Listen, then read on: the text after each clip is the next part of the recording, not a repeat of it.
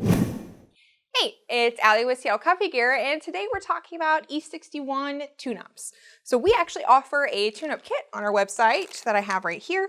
I'm basically going to talk about when you'd want to use it, how you do it, all of that stuff. So this machine is pretty new, so this one doesn't actually need a tune-up at this point, but if your Rocket is actually clocking, is what we call clocking, is where your portafilter handle sits. Right now, this one is clocking right at 6, which would be ideal.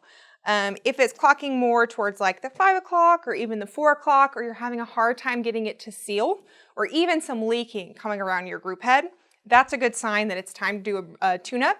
But it should be around every 6 months to a year. Sooner if you're having a lot of use, less frequent if you're hardly ever using it.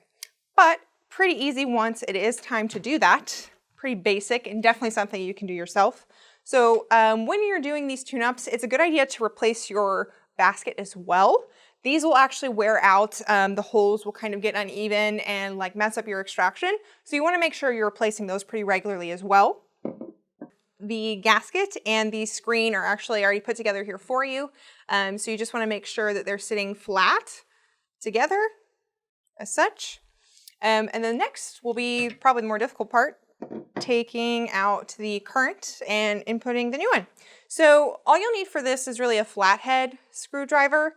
There is a small divot that runs around the screen, and it should be just enough for you to kind of catch that little edge there and push it out. Let's see how easily I can do this on this one. If you go around it in a circle, like little increments, that's what I find is easiest. This is actually still a pretty new gasket, so it's a little bit tougher on this one. Some of them, they'll be so old that they're like falling out. Ta-da, here we go. And the new one should just like pop right back in its place. So it's actually a little bit more tough to get these in, and since this one's still new, I'm just gonna put same one back in, but pretty much same thing, same difference. So line it up. Just go ahead and push it in there as much as you can with your hands. And then there's a trick when you use your portafilter. There's these two little ears on each side, the little parts that stick out. There's two little notches in here as well where those line up.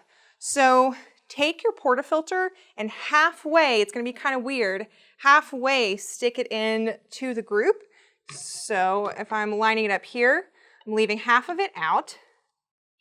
And then you're going to try to, basically the effect, sorry, it might not be quite in there enough.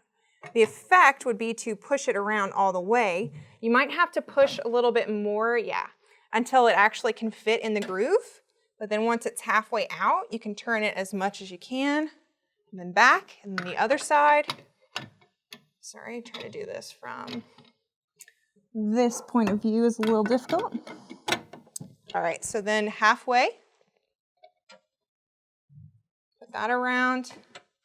All right, and then you should be able to lock it into place like normal. Ta-da! And it should be clocking in a better position for you. If it's clocking too far over this way, you have a gasket that's too small. If it stops like way over here, your gasket's too big. This would be the ideal spot. Not the end of the world. If it does clock a little bit over this way, it will, once it wears, it'll start moving more and more towards your counterclockwise.